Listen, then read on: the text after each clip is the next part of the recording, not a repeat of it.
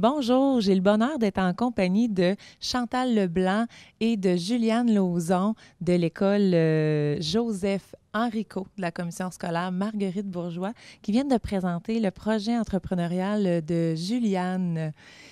Merci beaucoup d'accepter de parler avec nous de ce projet-là. C'est parti d'abord d'une observation d'enseignante, hein? Comment ça s'est passé le début de ce projet-là?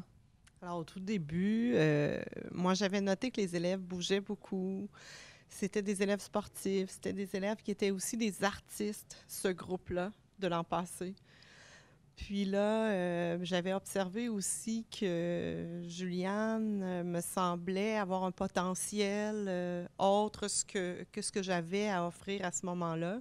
Elle avait une soif d'apprendre, une soif de faire des choses aussi différentes. Donc, elle était déjà très motivée. Alors moi, je voulais m'assurer de garder ça chez elle. Puis, tu avais aussi observé qu'il y avait d'autres élèves qui avaient un profil de douance et ces élèves-là, avec elles, tu as réfléchi à les accompagner vers la réalisation d'un projet personnel, c'est ça, hein? Exactement.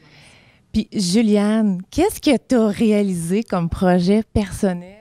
Ben, moi, ça me tentait de faire comme des entraînements avec les élèves pendant l'année et j'ai réussi à en faire.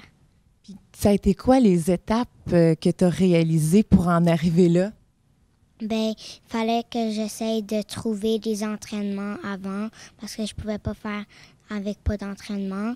Alors, il fallait que j'y trouve dans ma tête et sur YouTube.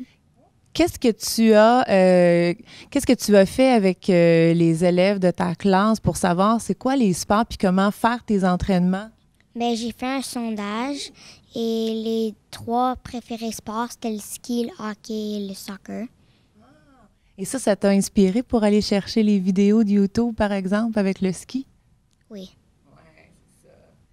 Puis, qu'est-ce que tu as développé? Qu'est-ce que tu t'es rendu compte que tu as développé au travers de ce projet-là? Mes communications orales et écrites Oui. et mon sens de l'observation. J'explique mieux les choses. Il fallait que je regarde si les élèves faisaient bien les entraînements. Comment tu as appelé ton projet? Pour le nom de mon entreprise, c'est JLS. Ça veut dire Juliane Lauzon Sport ou l'autre façon, c'est J'aime les sports. Tu as réalisé des capsules avec ton père, ta mère, ton frère. Qu'est-ce que tu as le plus aimé entendre de leur part? Quand ils disaient des choses sur moi comme des belles choses, comme mon frère il a dit comme que je connaissais plus de choses sur l'ordinateur. Qu'est-ce que tu as aimé puis découvert sur l'ordinateur particulièrement?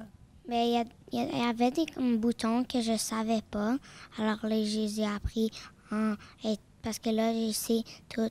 Parce que avant, je savais pas quand j'étais sur l'ordinateur, mais j'ai travaillé beaucoup dessus. Alors là, je sais. Oui.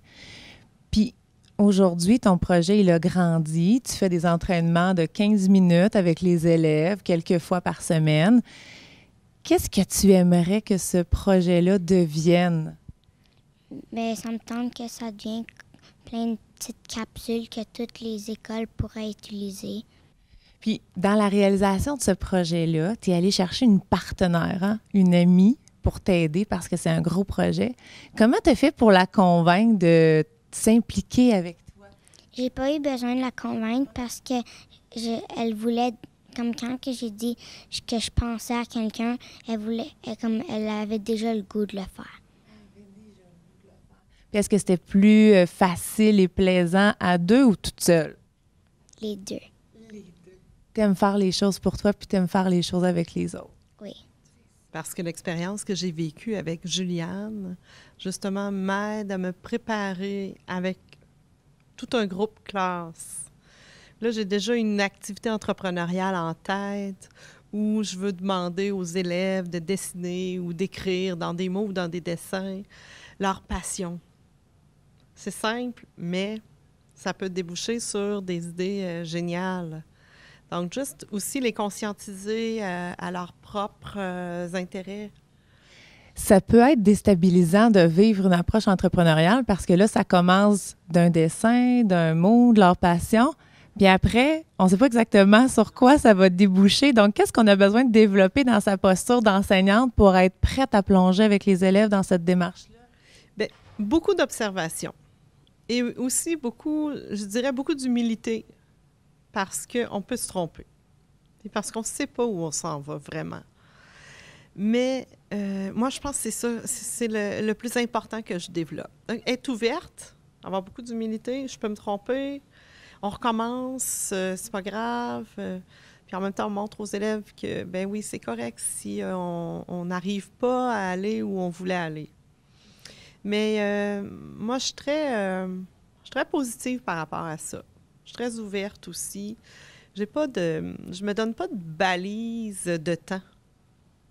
Ça se peut que ce qu'on fait cette année, ça ne réussit pas, mais que l'année prochaine, ce même élève-là va faire quelque chose d'extraordinaire. Puis ça aurait été un petit peu grâce à ce qu'il a fait cette année. C'est vrai qu'on a entendu plusieurs fois le message de « j'ai appris en même temps que Juliane ». Ça se peut-tu que tu aies enseigné à ton enseignante l'année passée?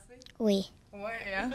T'étais-tu surprise d'avoir enseigné à ton enseignante? Oui. Oh, oui, ça, c'est une belle fierté, hein? Mais félicitations d'avoir amorcé cette réflexion-là, de l'avoir mis en action au travers de projets personnels pour des élèves comme Juliane, puis de pousser cette démarche-là, de la faire vivre à tous vos élèves cette année. Chantal, qu'est-ce que tu aimerais recommander ou encourager aux enseignants de faire ou de réfléchir basé sur ton expérience?